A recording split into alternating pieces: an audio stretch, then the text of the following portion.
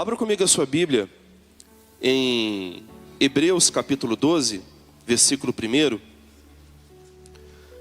O título da mensagem, na verdade, é um pedido, é uma oração. Se você é daquele que gosta de anotar, o título da mensagem é Restaura-nos a visão. Diga comigo: Senhor, restaure a nossa visão. Por que restaura-nos a visão, queridos? Me dá aqui sua atenção, olha aqui para mim por um minuto. A visão é uma imagem clara que você tem no seu coração, no seu campo de imaginação, de idealização, daquilo que você vai construir, daquilo que você vai realizar. Você não consegue construir, edificar, conquistar nada se você já não tiver no seu coração uma imagem daquilo pelo qual você já está construindo. Nós estamos vivendo num tempo, muita atenção nisso, igreja, onde que muitos de nós não estamos vivendo, nós estamos sobrevivendo. Trabalhando para pagar conta, trabalhando para agradar os outros, trabalhando para poder cumprir uma tabela. E eu e você não cumprimos com o nosso propósito como igreja se você vive apenas por existir, se você está apenas aqui ocupando um espaço de uma forma passiva nesse mundo ao qual você faz parte. Não existe honra na sobrevivência. Não existe contentamento, satisfação numa vida que você está apenas sobrevivendo. Não existe glória em você viver uma agenda que não é sua, uma agenda que é dos outros. Não existe disposição para você construir coisas grandes se você não se vê como responsável pela sua vida. Se você não se vê como uma pessoa nobre, como uma pessoa honrosa, como uma pessoa de valor, aonde que você entende que Deus tem um projeto, um propósito, um plano para a sua vida. Se você não entender que assim como eu, assim como todos os ministros, assim como muitas pessoas relevantes na sociedade, se você não se vê como alvo do amor de Deus e do propósito de Deus, você vai viver aquém do plano de Deus para a sua vida, e você vai ser uma pessoa insatisfeita consigo mesmo. Se você for casado, insatisfeito com o seu casamento. Se você for pai, insatisfeito com seus filhos, insatisfeito com seu dinheiro, você não vai encontrar satisfação em coisa alguma. Porque uma pessoa que é infeliz consigo mesma, tudo que está do lado de fora, tudo para ela está ruim. Em Hebreus capítulo 12, versículo 1 diz assim, eu vou ler na versão NVT, amém? Portanto, uma vez que estamos rodeados de tão grande multidão de testemunhas, livremo-nos de todo o peso que nos torna vagarosos e do pecado que nos atrapalha, e corramos, diga comigo, corramos com perseverança a corrida que foi posta ou proposta diante de nós. O Espírito Santo nos ajude nessa manhã, nós te pedimos em nome de Jesus. Nós queremos crescer como igreja, nós queremos evoluir dentro do propósito do Senhor para as nossas vidas.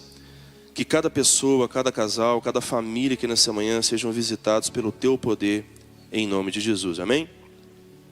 Deixa eu tomar uma água aqui, irmãos.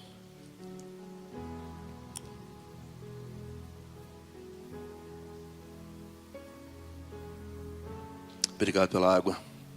Irmãos, será que nós como pessoas, como indivíduos, nós conhecemos o que é a igreja? A natureza da igreja, o caráter da igreja e a missão da igreja? Você que vem na igreja 1, 2, 3 vezes por semana, você que tem aliança com essa igreja, com uma igreja local, você tem ciência, convicção da natureza da igreja, do propósito da igreja, qual é o poder da igreja? Se eu e você entendemos, conhecemos que a igreja é apenas mais um local onde você participa de vez em quando, eu quero te dizer uma verdade. Infelizmente, você não vai usufruir de todos os benefícios de você ser parte do reino de Deus. Por quê?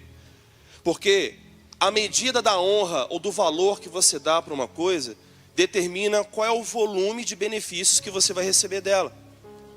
A igreja do Senhor, ela é uma extensão de quem ela é. A igreja do Senhor possui a autoridade de quem Ele é. E a igreja do Senhor, ela possui o compromisso, a responsabilidade de continuar, diga comigo, continuar, com a missão que Jesus Cristo iniciou. Jesus, em um dos seus momentos de despedida dos seus discípulos, ele disse para eles: se vocês crerem em mim, vocês farão as mesmas obras que eu fiz, e obras maiores vocês farão. Não está escrito isso na Bíblia?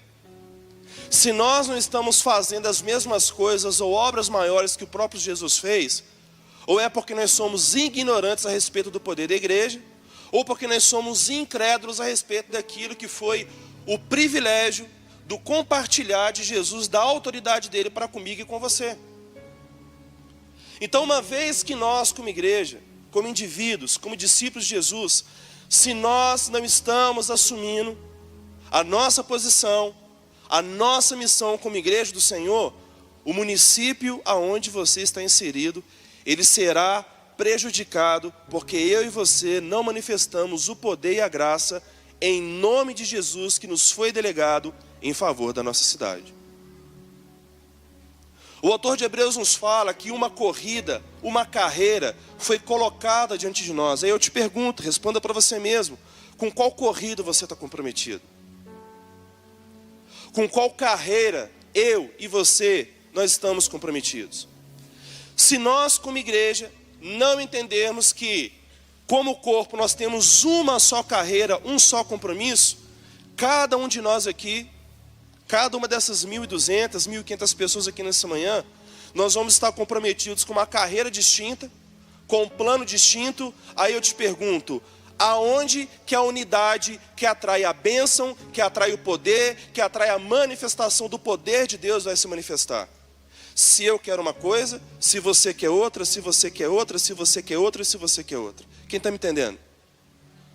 Se o inimigo conseguir, através da cultura secular, colocar para você uma carreira distinta da carreira que Cristo colocou para você, ele consegue nos paralisar, e um corpo paralisado, ele não cumpre o seu propósito.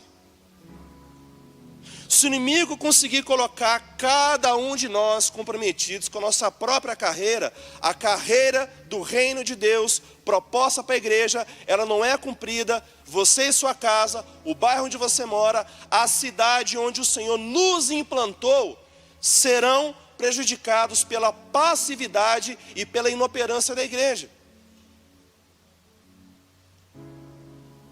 Cada um de nós recebemos não somente a autoridade para andarmos juntamente com Deus. Nós não recebemos somente o acesso à presença de Deus.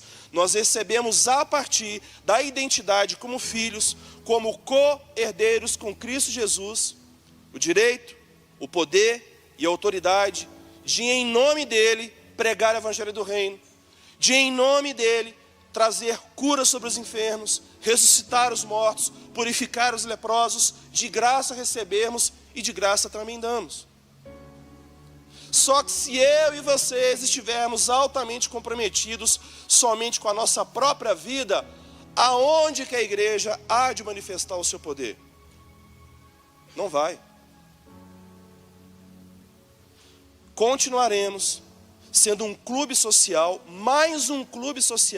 mais uma associação de homens e de mulheres, aonde que nos reunimos algumas vezes por semana, para alguns aqui, na melhor das hipóteses, uma vez por semana, para você pagar um benefício à sua consciência de que você não está simplesmente perdido no mundo, você faz parte da igreja.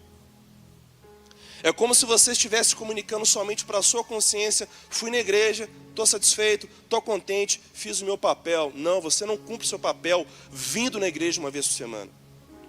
Você cumpre o seu papel quando você entende qual é a sua carreira, qual é a sua responsabilidade e o que os céus esperam de mim e esperam de você.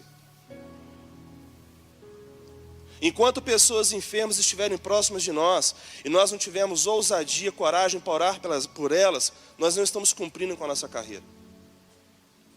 Enquanto nós estivermos mais preocupados somente com os nossos problemas e não tivermos compaixão com aqueles que sofrem do lado de fora do portão da nossa casa, a gente não está cumprindo com a nossa carreira. Enquanto estamos aqui trabalhando para poder trocar o carro de novo, trocar o celular de novo, ter aquele centésimo par de sapato, enquanto alguém que está sentado do seu lado, de repente não tem dinheiro para poder pagar aluguel, eu e você não estamos cumprindo com a nossa carreira. Enquanto eu e vocês não praticamos a palavra do lado de fora da igreja, aonde que Cristo em nós, a esperança da glória para aqueles que não conhecem, nós não estamos cumprindo com a nossa carreira. Aí eu te pergunto, qual é a carreira pela qual você está comprometido? Eu quero trazer aqui uma ocasião que aconteceu no Antigo Testamento para poder ilustrar o que eu quero dizer.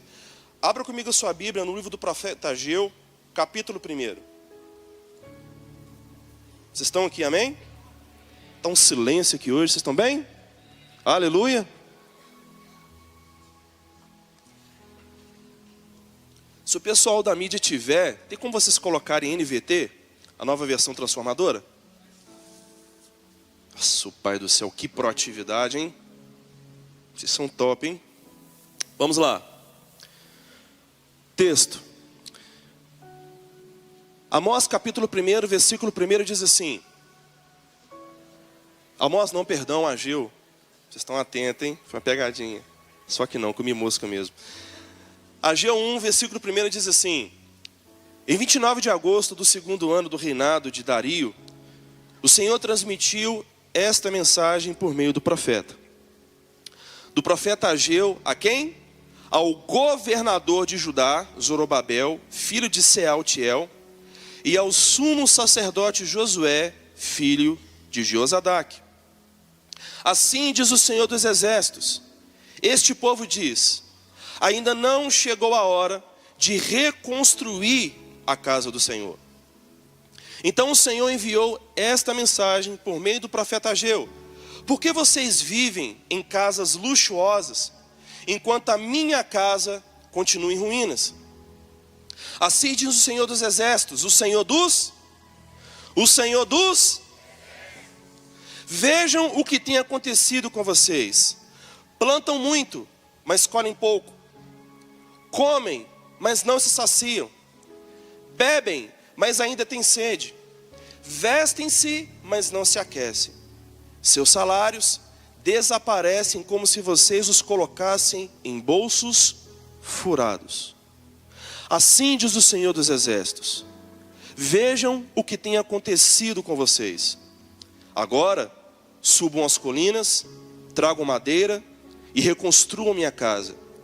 Então me alegrarei nela e serei honrado, diz o Senhor. Vocês esperavam colheitas fartas, mas elas foram escassas. E quando trouxeram esse pouco para casa, eu o fiz desaparecer com sopro. Por quê? Porque a minha casa continua em ruínas, diz o Senhor dos Exércitos. Enquanto vocês estão ocupados construindo suas casas, é por causa de vocês que os céus retêm o orvalho e a terra não produz colheitas.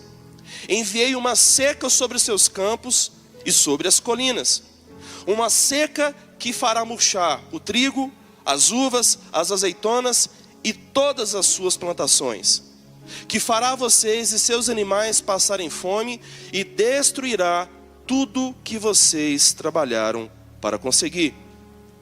Então Zorobabel, filho de Sealtiel, e o sumo sacerdote Josué, filho de Josadaque, e todo o remanescente do povo obedeceram à mensagem do Senhor, seu Deus. Aleluia? Aleluia, misericórdia, ler um texto desse. Semelhantemente ao que eu tenho entendido como pastor, que ouve pessoas, que conversa com pessoas, que se importa com pessoas, que discipula pessoas, que lidera pessoas, que lida com pessoas, eu tenho percebido que nós estamos vivendo dias semelhantes aos dias do profeta Ageu. Aconteceu que, depois de se cumprir os 70 anos do cativeiro ali na terra da Babilônia, o Senhor, Ele agiu pela sua graça e misericórdia, iniciou um trabalho então de fazer com que o povo pudesse voltar da Babilônia para a terra prometida, e então um trabalho de restauração do povo, da cidade, de tudo aquilo que o povo representava foi iniciado. E quando o povo voltou, no ano 538 a.C., o povo começou a se empenhar para poder fazer de fato um trabalho de restauração, a começar pelo templo. Mas aconteceu, meus irmãos, que algumas oposições vieram. Algumas pessoas que não eram judias, que não queriam que o templo fosse restituído, restaurado, construído, começaram a se levantar contra o trabalho. E sabe o que aconteceu? O povo parou, pastor Jorge. O povo parou com a obra e o povo começou a se dedicar à sua própria vida. E quando eles começaram a se dedicar com as suas próprias vidas, eles não estavam apenas restaurando as suas casas, estavam construindo casas luxuosas para cada um deles. Então, algum tempo depois, se eu não me engano, no ano de 520, é isso mesmo, no ano de 520 a.C., o Senhor levanta o profeta Ageu, o profeta Zacarias, para poder virar para o povo e falar assim: ô, vem cá, olha para mim, povo de Deus. É isso mesmo que vocês estão fazendo? Trouxe vocês a Babilônia, trouxe vocês para a herança que eu havia prometido para vocês, cumpri com o meu papel, trouxe vocês para a região que eu havia prometido para os seus pais, e ao invés de vocês me obedecerem e restaurar o que eu pedi para ser restaurado, vocês estão preocupados em trocar o carro? Vocês estão preocupados em construir uma nova casa? Adquirir um sítio? Adquirir isso? Adquirir aquilo? Comprar aquilo outro? Enquanto o meu templo continua em ruínas? É isso mesmo? Queridos, humanamente falando, o povo interrompeu a restauração do templo porque oposições vieram. E oposições, quando ela acontece na sua vida, é uma coisa real, sim ou não? Quando os problemas conjugais, problemas relacionais com seus filhos, problema financeiro, ou até mesmo uma oposição dentro da igreja, de uma pessoa que está na carne, que se levanta contra você, começa a falar mal de você, começa a criticar você, seja por inveja, ou seja por partidarismo, e ela começa a denegrir o que você é, o que você carrega, essas oposições, elas começam o quê? A nos levar a questionar aquilo que nós somos, aquilo que nós carregamos e aquilo que nós idealizamos a fazer em nome do Senhor Jesus. Quem que está me entendendo diz amém. Então as oposições que acontecem em nossas vidas, elas são uma realidade, elas são uma dor muito sensível para mim e para você. A gente não pode desconsiderá-las, amém? Então, por conta da oposição que eles enfrentaram, o povo que antes estava disposto a trabalhar na restauração do templo, deixou de lado este propósito e se voltaram para os seus próprios interesses. Passaram a cuidar de suas próprias casas, enquanto a casa do Senhor, com a sua construção, ela foi abandonada. Semelhantemente, irmãos, por conta das oposições espirituais, emocionais e materiais que eu e você sofremos, muitos desanimam da vida cristã comunitária e, como consequência, abaixam a sua guarda e deixam de se dedicar em um relacionamento pessoal com Deus. E é aqui que toda sorte de problemas tomam destaque e passam a ser o alvo da vida das pessoas. Deixa eu te falar uma coisa. Se eu e vocês não tivermos os nossos olhares fixos em Jesus, você vai adorar o seu problema. Se eu e você não tivermos o nosso olhar fixo na glória de Deus, na presença de Deus, em quem Ele é para mim e para você, você vai contemplar o seu problema, os seus planos, os seus projetos, e você vai colocá-los em primeiro lugar na sua vida. Quem aqui tem aliança com Deus, levanta a mão, só para não poder ver. Se você tem aliança com Deus, entenda bem, o objetivo final dessa aliança não é o nosso conforto individual. O objetivo final dessa aliança é que o nome do Senhor seja conhecido, que a glória do Senhor seja revelada, que vidas sejam restauradas a partir da glória que eu e você carregamos, e que a gente não se torne uma igreja domingueira, contemplativa da palavra e não contemplativa do Senhor da palavra. Vocês estão aqui?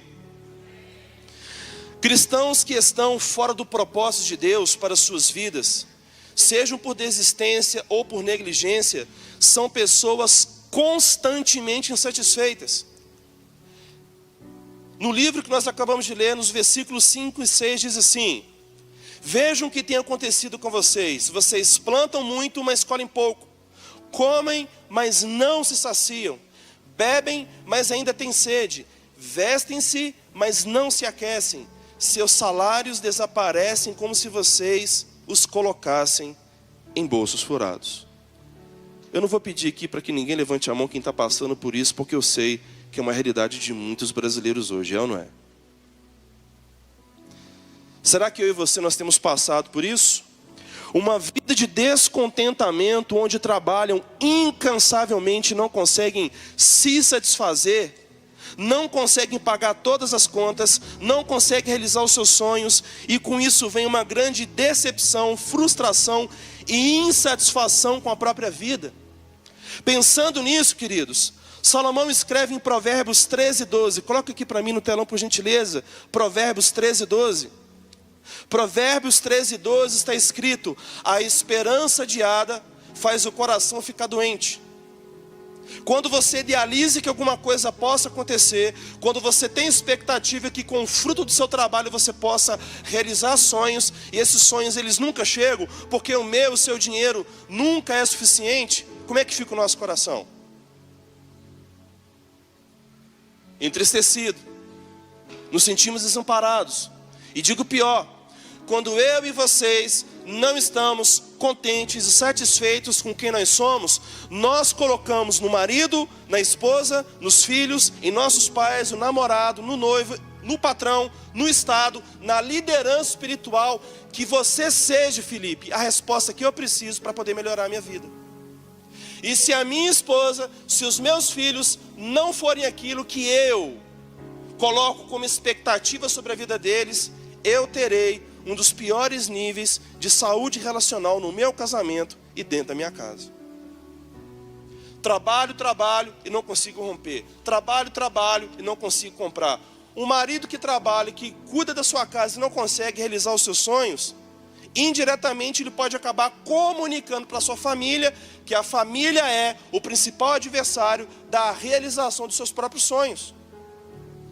Uma mulher que idealiza viver uma vida X e essa vida não se cumpre, ela coloca no marido a expectativa de que o marido cumpra com aquilo que ela esperou. E às vezes não comunica com o marido que ela tem expectativa. E quando nós colocamos uma expectativa em pessoas daquilo que somente Deus pode fazer por mim e por vocês, nós estamos silenciosamente nos amaldiçoando. Todas as vezes que eu e você colocamos expectativa em coisas, pessoas e instituições, que coisas que talvez, diga comigo, talvez foi o próprio Deus que tem parado você com a mão no seu peito, aonde que você não consegue avançar naquilo que você está construindo, porque se você continuar onde você está, você vai concluir um projeto de autodestruição sem você perceber. Quem está me entendendo? Talvez você está colocando a culpa na sua esposa, no seu marido, de uma coisa que você está insatisfeito, mas pode ser que o próprio Deus está promovendo uma insatisfação no seu coração, para você entender que nem só de pão vive o homem, mas da palavra que procede da boca do Senhor. Faz sentido para vocês? Irmãos, a genuína prosperidade é você crescer como pessoa e não ter a falta de nada do que precisa para o cumprimento do propósito de Deus, para a sua vida, para o seu casamento, para a sua casa, para a sua família e para a sua igreja. Você não terá satisfação em suas realizações enquanto souber que é um teimoso fugitivo do propósito de Deus. Pergunte para si mesmo: será que eu sou um fugitivo do propósito de Deus para a minha vida? Vira para o seu vizinho aí com todo amor e carinho, olhe com ternura nos olhos dele e fala assim: meu irmão, será que você não está fugindo do propósito de Deus? Meu irmão, qual é a nossa declaração de fé pública aqui para essa cidade? Comunidade Cristã Recomeçar. Várias vidas, um mesmo propósito. Aí eu te pergunto com todo amor e carinho: será mesmo que nós somos aqui nessa manhã várias vidas, mas nós temos um só propósito?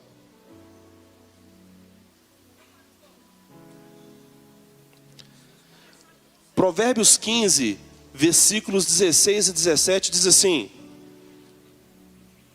é melhor ter pouco e temer o Senhor, que ter um grande tesouro e viver o quê?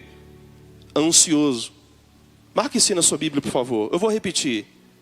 É melhor ter pouco e temer o Senhor, que ter um grande tesouro e viver o quê? Tem um grande carro, mas está com um boleto do tamanho de uma Bíblia para poder pagar e não consegue ter paz. Está com uma casa gigantesca, mas não consegue ter paz. Tem as melhores roupas, mas não consegue ser feliz com o corpo que tem.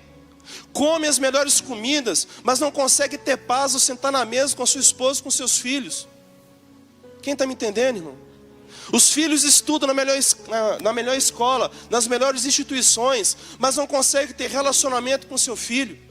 Congrega na melhor igreja da cidade, aleluia. A nossa igreja, a nossa família, para nós é a melhor igreja da cidade, amém? A minha casa é a melhor casa da cidade, aleluia. Nós é que promovemos a saúde emocional e relacional do ambiente onde a gente está inserido, queridos. Mas você pode congregar na melhor igreja da cidade, ter o melhor pastor, mas isso não garante a sua saúde espiritual. Versículo 17. Um prato de verduras ao lado de quem você ama é melhor que carnes saborosas junto de alguém que você odeia. E o que a gente aprende com isso? Quando eu e você idealizamos que por meio de trabalho, ganhar dinheiro, conquistar coisas, nós vamos ter a vida que o mundo diz que a gente tem que ter, veja bem, o dinheiro, ele custa um tempo muito precioso da sua vida. O conforto que nós estamos procurando proporcionar para nós mesmos e para aqueles que nós amamos, ele tem um custo muito alto, que é tempo de qualidade. Você já parou para poder pensar que aquele item que você comprou, que está lá na sua casa, que você não usa mais, te custou horas e horas da sua presença na vida do seu filho? Você já parou para poder pensar que aquele item que você comprou, que hoje já não é um motivo de orgulho para você, custou horas do seu tempo de qualidade com a sua esposa e com o seu marido? Vamos lá, gente, vocês estão me entendendo?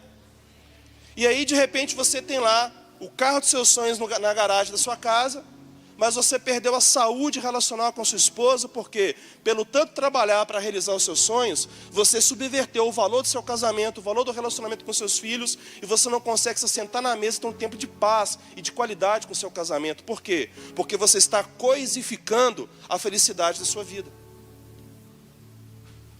Como se sua vida dependesse de coisas, de consumo de coisas, experiências com coisas, pessoas, situações, para você ser feliz, sendo que não é. Será que a gente precisa chegar no leito de morte para você entender que nenhuma dessas coisas vai passar uma noite com você no hospital para poder te ajudar? O carro que você comprou não vai passar uma noite no hospital com você. As pessoas que você quis, sabe, mostrar para elas que você é o bom, com a roupa, com o calçado, com o relógio, com o celular que você tem, essas pessoas não vão passar uma madrugada inteira no hospital com você. É a sua mulher, meu irmão. É o seu esposo, minha irmã. São os seus filhos, seus pais, seus irmãos de sangue, seus irmãos em Cristo. São eles que vão passar com você os momentos que você mais sofre. O hospital não vai deixar você levar a sua moto lá para o leito de hospital. O hospital não vai permitir que você traga aquele almoço executivo que você paga caro para poder participar, para poder ficar com você ali no leito de hospital.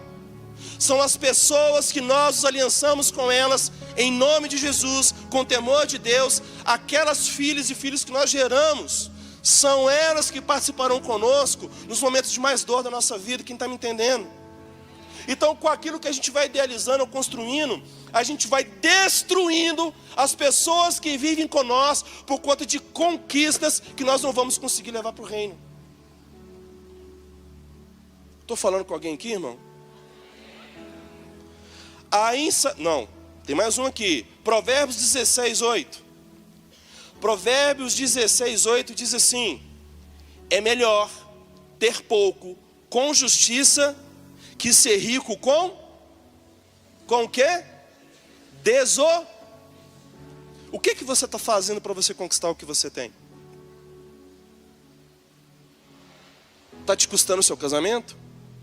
Está te custando o relacionamento com seus filhos? Está custando a sua integridade como membro do corpo de Cristo? Nós vamos idealizando determinadas coisas que nós vamos vendendo na nossa alma para a gente poder alcançar coisas que a gente não precisa delas para o cumprimento de um propósito. Por isso então que Salomão escreveu que é melhor você ter pouco com justiça do que ser rico com desonestidade. Por quê? Porque as pessoas, quando querem ouvir de Jesus hoje, irmãos, as pessoas estão cansadas de ouvir Bíblia. As pessoas querem ler testemunhos. Como que eu posso testemunhar a respeito de Cristo se eu estou dando um calote em você? Se eu estou dando tombo em você nas minhas finanças com aquilo que eu estou construindo financeiramente falando? Como que eu posso subir aqui e ser o ministro do Evangelho se para chegar onde eu chego eu tenho que destruir reputações, falar mal de pessoas, denegrir a imagem de alguém que eu tenho ciúme que se relaciona com um pastor mais do que eu? Vamos lá, igreja, estou falando com alguém aqui? Como que eu posso querer que o meu marido seja um homem de Deus, ou querer que a minha esposa seja uma mulher de Deus, se Deus deu vocação para essa pessoa, se Deus está desenvolvendo essa pessoa, mas quando essa pessoa chega dentro de casa, eu destruo ela com aquilo que eu falo para ela? Vamos lá, igreja. A nossa casa é uma extensão do reino de Deus, amém? Nós vamos sair daqui nessa manhã, vamos para os nossos lares e o culto continua, aleluia. E aqui nós damos aleluia, glória a Deus, mas quando a gente chega em casa com os nossos lábios, a gente destrói a nossa esposa, a gente destrói o marido, a gente destrói a saúde emocional dos filhos. A insatisfação com aquilo que se tem é uma das evidências de que você está desalinhado com os caminhos de Deus para você. Primeiro porque se você sabe o que precisa fazer e não faz, comete pecado. E segundo que por conta do grande amor de Deus por mim e por você, Deus trabalhará para te trazer de volta ao seu propósito. Agostinho de Hipona, que é um dos grandes teólogos, que marcou a vida da igreja, principalmente com a compreensão da graça de Deus, ele disse: fizeste-nos para ti, e o nosso coração anda inquieto, enquanto não descansar em ti. O que Agostinho de Hipona, ou conhecido pelo catolicismo como Santo Agostinho, disse, é que existe dentro de nós um santo desejo, um santo apego pela presença do Criador. E muitos dos nossos planos e realizações estão nos distanciando disso. Aí eu te pergunto nessa manhã, meu irmão, minha irmã, como que está o nosso coração? Você está satisfeito com aquilo que você tem? Ou você é uma pessoa que evidencia para tudo e para todos que você é uma pessoa insatisfeita? A expressão do nosso rosto comunica as realidades dos nossos corações. Por isso a Bíblia diz em Provérbios 15:13: o coração contente alegra o rosto, mas o coração triste abate o espírito.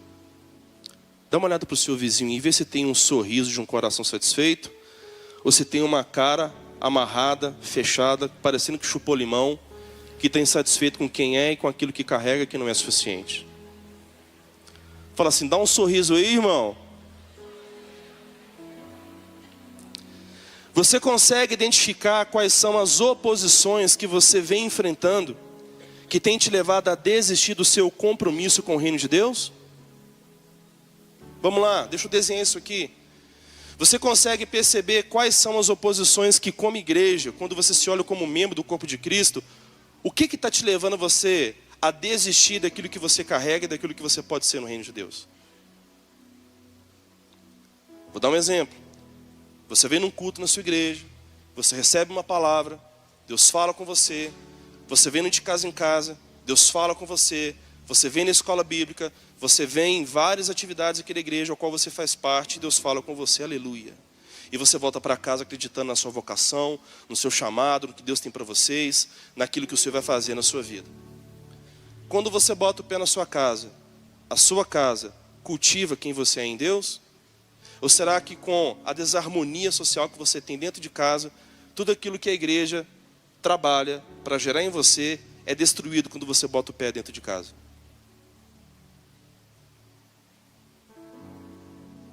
Será que quando você vai para o seu trabalho, o ambiente onde você trabalha desconstrói, subverte quem é você e aquilo que você carrega? As oposições que aconteceram com o povo judeu quando eles estavam voltando para a terra, reconstruindo o templo, elas podem ser comparadas com aquilo que eu e você enfrentamos no nosso dia a dia. em casa, na igreja, no trabalho. Situações essas que levam a gente a desanimar a respeito de quem nós somos. A igreja gasta 2 horas para falar com você quem você é em Deus. E se eu boto o pé na minha casa, minha esposa desconstrói quem eu sou em Deus, irmão, vamos lá, eu passo com vocês 2, 4, 6 horas por semana, e eu passo com a minha esposa o quê?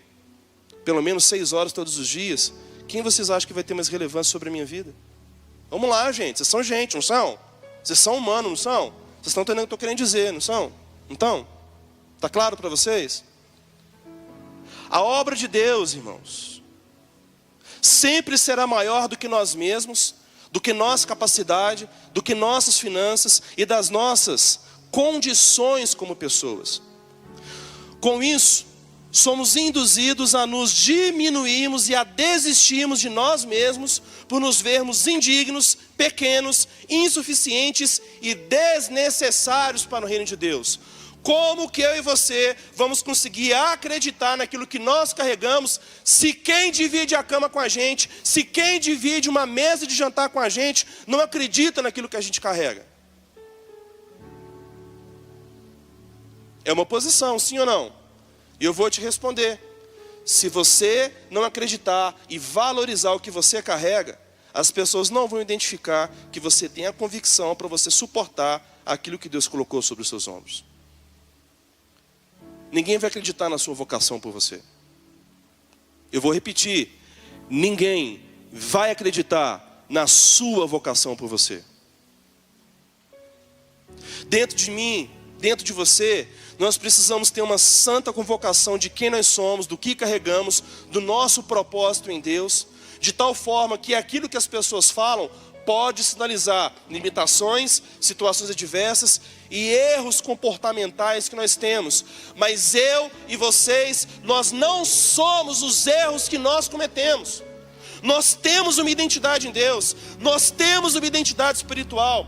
Existe uma promessa de Deus para mim e para cada um de vocês, que se tão somente a gente parar de priorizar os nossos planos, e se a gente priorizar o que o Senhor diz, suba ao monte, busca madeira, vá e restaure minha casa.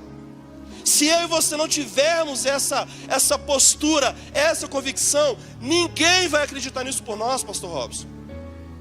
Eu e você temos que ser resolutos em entender que existe uma identidade espiritual para mim e para você, que em Cristo Jesus ela vai se cumprir. Mas ela não vai ser edificada você gastando 6 horas por dia com entretenimento. Ela não vai ser edificada quando você sai da igreja e você vai para um motel com a sua namorada. Ela não vai ser edificada quando você é casado, você fica com rodas de amigos, falando coisas que não convêm para você. Irmão, desperta, você não é menino mais para ficar acessando pornografia. Você não é menino mais para poder ficar trocando a sua esposa, subvertendo o seu relacionamento por uma aventura fora do casamento, irmão. Desperta. Você se diminui quando você tenta agradar os outros, fazendo o que os outros acham que você tem que fazer. Você tem que ter um olhar daquilo que você é em Deus, o que você carrega em Deus, e identificar o valor daquilo que te foi confiado. Se você tem o Espírito de Deus, eu quero te dizer uma boa nova. Você tem a presença do próprio Deus dentro de você. E visto que eu e você carregamos essa presença, você tem que renovar a sua mente, se conscientizando do valor do que você carrega. E a glória de Deus que habita em mim, que habita em você, ela não vai crescer em governo, em domínio, em direção sobre as nossas vidas, se você despreza aquilo que você carrega. Por isso que eu e você temos que nos encher da palavra de Deus.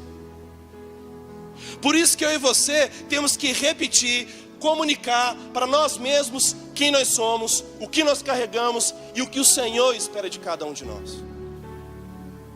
Várias vidas, o mesmo propósito, amém? Várias vidas, o mesmo propósito. Só que você não cumpre o propósito, você não acredita naquilo que você carrega. Você não cumpre o seu propósito se você permite que o curso desse mundo e que pessoas distintas diminuam você e aquilo que você carrega. Irmão, irmã, olha para mim. Se cuide melhor. Vigie as mesas que você está sentando. Cuide daquilo que você carrega. Vigie aquilo que você está assistindo, irmão. Você é precioso, você é precioso demais para você permitir que a cultura secular, debaixo de um governo planejado pelo anticristo, diminua você, o que você carrega, subvertendo a sua vocação, a sua identidade. Aleluia! O nosso Deus é aquele que faz com que uma mãe estéril tenha filhos, que o enganador redimido seja um líder de uma poderosa nação. Ele faz com que o escravo seja um libertador, que um servo humilde seja um líder conquistador, que um jovem esquecido pelo seu pai seja um grande rei, e que homens e mulheres comuns sejam extraordinários como suas fiéis testemunhas. O nosso Deus é Deus. O nosso Deus tem poder. Aleluia! Aí eu te pergunto aqui nessa manhã, qual é a sua limitação? Qual é o problema que você tem, que quando você olha para si mesmo, você tem vergonha de você? O que é que quando acontece na sua casa, da sua família te lembrar, ou no trabalho te lembrar, as pessoas falarem com você, que aquilo comunica para você, de fato eu não posso, eu não consigo, eu não vou além, porque esse negócio de ser crente não é comigo. Quando você olha para dentro de si mesmo, qual é a vergonha que você carrega? Vamos lá, alguém? Vocês estão me entendendo? Se você tem alguma coisa hoje, nessa manhã, que você tenha certeza e ciência que é uma vergonha que você carrega, isso precisa ser tratado. Isso precisa ser levado à cruz de Cristo. Precisa ser lavado pelo sangue do Cordeiro, para que por meio da redenção que Ele nos proporciona, nós possamos ser restaurados. Aleluia! Provérbios 15:4 diz: palavras suaves são árvore de vida, mas a língua enganosa, ela esmaga o espírito. Portanto, muito cuidado com aquilo que você fala contra os eleitos de Deus, e muito cuidado com aquilo que você ouve como um eleito de Deus. Irmãos, se não for para você abençoar alguém, não libere nenhuma crítica ou nenhum decreto sobre a vida daqueles que você tem autoridade, influência e poder, irmãos. Se você tem ciência do que você carrega, filtre tudo aquilo que você está ouvindo das pessoas, principalmente daqueles que você sabe que estão com suas almas feridas. E saiba de uma verdade importante: saibam que todo ferido fere e não suporta a possibilidade de sofrer sozinho. Então sempre quando alguém vier lembrar de você da vergonha que um dia você foi no passado, ou dos erros que você cometeu no passado, se pergunte: essa pessoa é uma enviada em nome do Senhor? Ela está falando a palavra do Senhor, declarando a palavra do Senhor sobre a minha vida? Ou ela está se permitindo ser uma boca do cão para poder falar comigo, me lembrando do meu passado? Simples assim.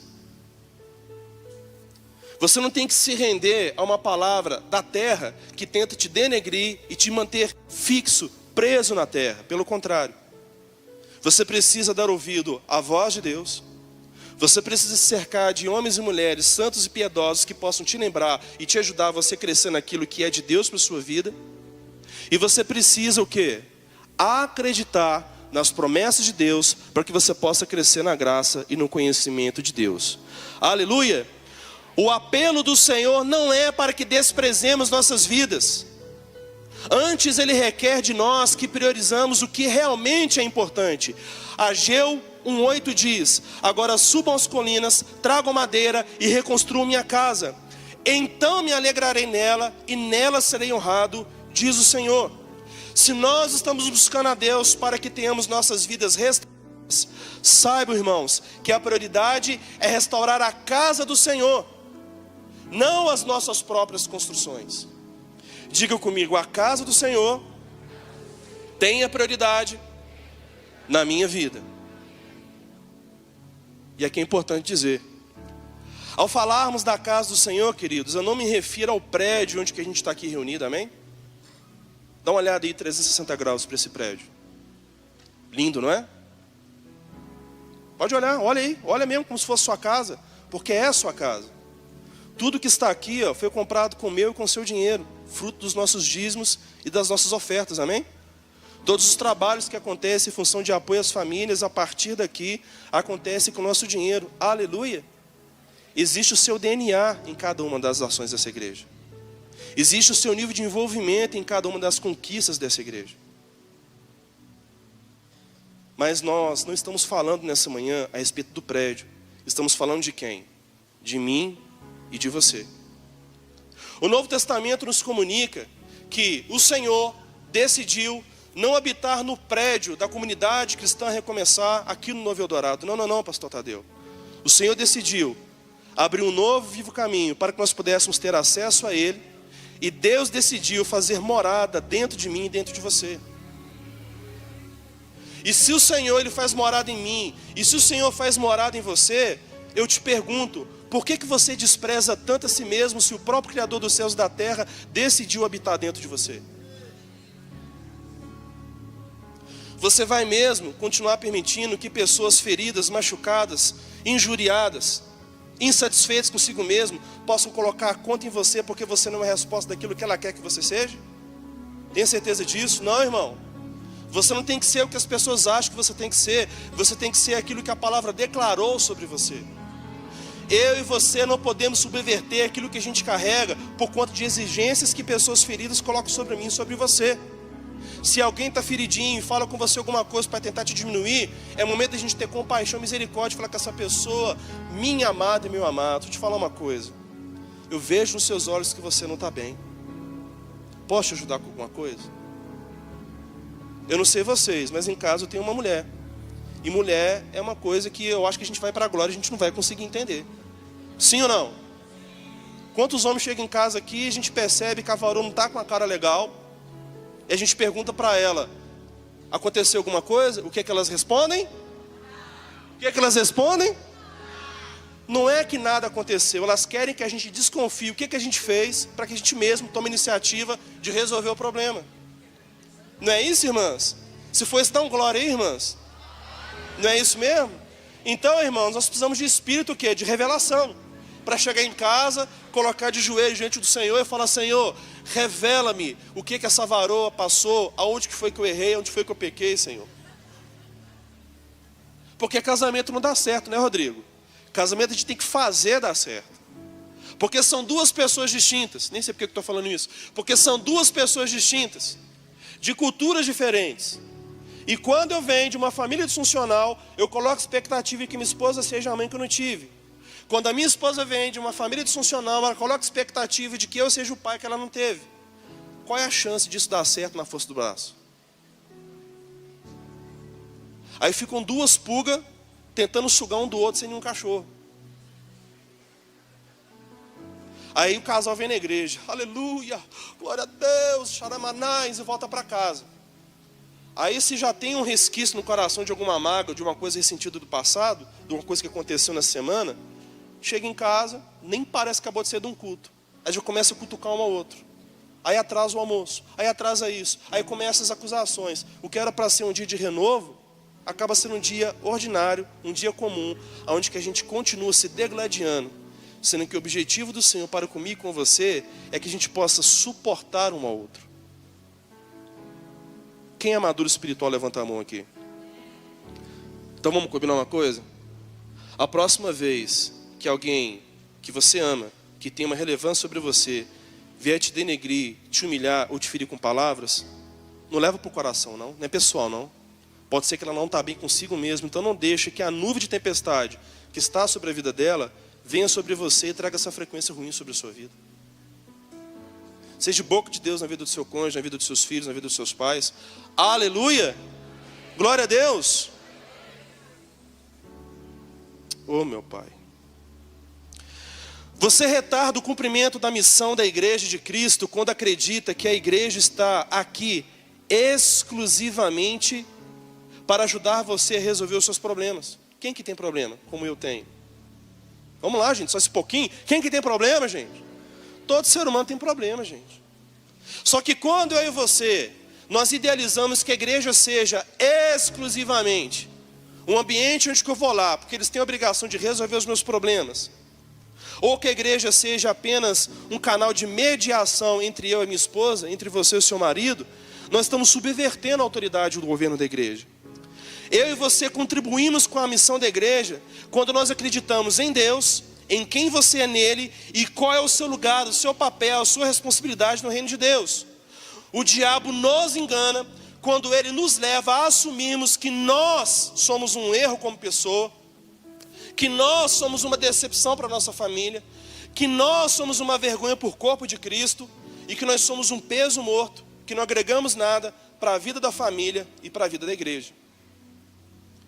Por acreditar em uma mentira do diabo, Adão e sua esposa desacreditaram na palavra de Deus e caíram de suas posições. A gente não pode acreditar em tudo aquilo que o mundo diz a nosso respeito, irmãos. Quem que está disposto a mudar esse quadro? Levanta a mão. Aleluia. Você está cansado de trabalhar e de não conseguir construir nada relevante? Você está cansado de remar e não avançar para lugar nenhum? Você está cansado de lutar contra os seus pecados e continuamente ser vencido por eles? Cansado de ganhar seu salário e ver que ele não é suficiente para suprir as suas necessidades e para realizar os sonhos e projetos que Deus colocou em seu coração para a sua vida, casamento, família e igreja? Então nós precisamos decidir hoje retornar ao nosso propósito. Subir ao monte, buscar madeira e trabalhar na restauração do templo do Senhor. Enquanto o meu e o seu relacionamento com Deus, ou seja, o exercício do nosso sacerdócio não for restaurado, nossa identidade, nossa posição e a nossa missão e a nossa satisfação estarão fortemente comprometidos. No versículo 12 de Ageu 1, diz assim: então Zorobabel, filho de Sealtiel, e o sumo sacerdote Josué, filho de Josadaque, e todo o remanescente do povo, ouviu as palavras do profeta Ageu que o Senhor seu Deus tinha enviado, e temeram ao Senhor. Então Ageu, o mensageiro do Senhor, transmitiu ao povo, versículo 13, esta mensagem do Senhor: estou com vocês, diz o Senhor. Estou com vocês, diz o Senhor. Sempre quando eu e você decidimos dar uma resposta ao que nós estamos ouvindo, o Senhor é comigo e com você. Sempre quando eu e você decidimos no nosso coração nos comprometermos com aquilo que é uma verdade absoluta da parte de Deus, a nossa vida, tenha certeza absoluta que a presença de Deus, ela se torna manifesta sobre a nossa vida. Amém? E no versículo 14 diz assim: e o Senhor deu ânimo ao governador de Judá, Zorobabel, filho de Sealtiel, e ao sumo sacerdote Josué, e a todo o remanescente do povo, e começaram a trabalhar na casa do seu Deus. Versículo 15. Em 21 de setembro do segundo ano do reinado de Dário. E o resumo da história aqui desse povo foi que em 5 anos eles concluíram a obra de restaurar o templo do Senhor. Por que Deus pede que a gente priorize a restauração da casa dele do que a reforma ou a construção das nossas casas luxuosas? É simples. Porque em Cristo Jesus nós não fomos chamados para ter, nós somos chamados para ser. E quando você entende que você é e que você carrega a presença do próprio Deus sobre a sua vida, não é no templo, não é na torre de oração, não é em qualquer templo luxuoso que as nossas mãos podem construir nessa cidade, que a glória de Deus ela vai se manifestar. Aonde eu e você entrarmos, fechamos a porta e falarmos com o nosso Pai em secreto, o nosso Pai, Ele nos verá em secreto.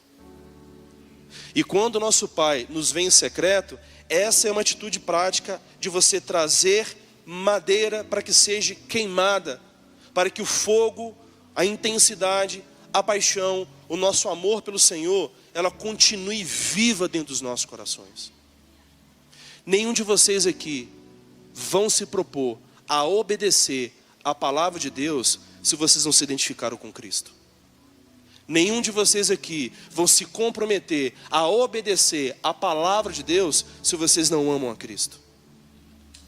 Se hoje você está aqui nessa manhã porque você está debaixo de problemas, se você vem na igreja porque você está apenas buscando solução para os seus problemas prioritariamente, sim te dizer, você não está priorizando a Deus na sua vida. Você está priorizando você. Você quer a sua vida resolvida e está tentando usar a Deus para isso. mas Deus está nos dando a receita essa manhã. Tem problema? Temos. Mas faz o seguinte: busque a presença, busque a glória, busque o conhecimento do Santo, busque se identificar com Cristo, porque está escrito: buscai, pois, em primeiro lugar o reino de Deus e a sua justiça, e todas as demais coisas nos serão o quê? Acrescentadas.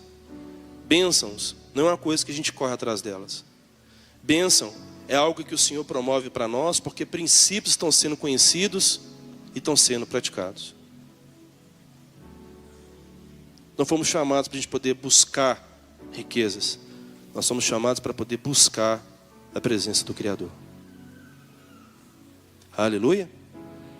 Então, nesse espírito, nessa consciência, nós vamos tomar a ceia do Senhor.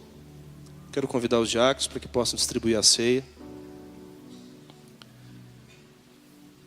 E debaixo dessa consciência de que nós somos o povo de Deus, eu quero te convidar a você tomar a ceia nessa noite, reconhecendo o valor de quem você é.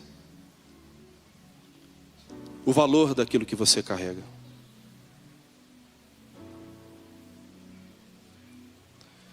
Para muitos de nós precisamos de um processo, diga comigo, processo.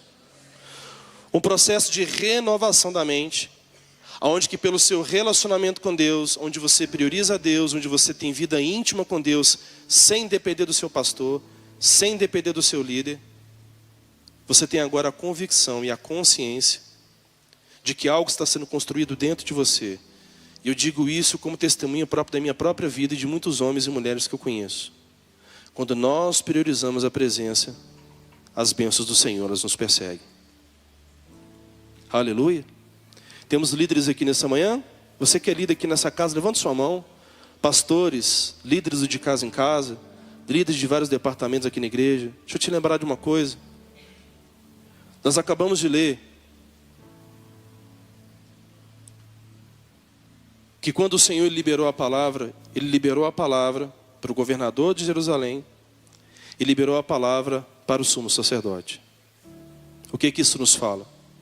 Líderes, vocês estão aqui? Você que já foi recebendo a ceia, fique de pé. Você que ainda não recebeu, continue sentado para que eles possam identificar você. Nós que somos líderes, o que a gente tem que entender? Vamos lá. Líderes não foram chamados para a gente poder administrar, gerenciar pessoas. Liderança fala sobre você transicionar pessoas do ponto A até um ponto B. As pessoas estão nos olhando. As pessoas estão nos observando. Então, quando o Senhor traz uma palavra como essa, liberada pelo profeta Ageu, é para que, a começar pela liderança, a gente possa parar de construir as nossas casas luxuosas e darmos uma atenção para aquilo que o Senhor pede de nós.